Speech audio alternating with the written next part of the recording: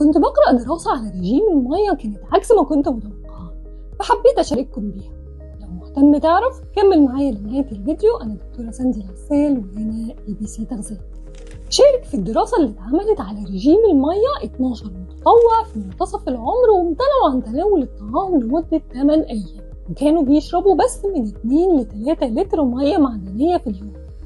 والنتيجة كانت نزول وزن المشتركين في رينج 5 كيلو في ال8 أيام، وقلت الالتهابات في جسمهم، وحصل تثبيت لإنتاج الشوارد الحرة وتقليل التوتر.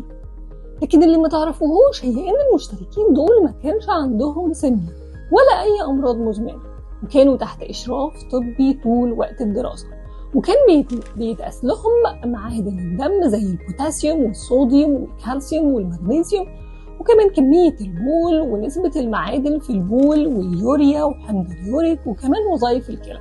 ووجدوا ان المعادن بتقل وكمية البول كمان بتقل وبيحصل جفاف، لكن كل ده كان تحت الملاحظة الطبية لخطورة الدراسة.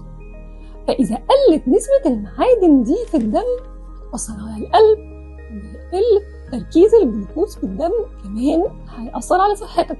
فحبيت أشارككم بالموضوع ده لأن كل فترة بيطلع نوع دايت جديد ترند، والناس بتجري تجربه زي الكيتو وغيره.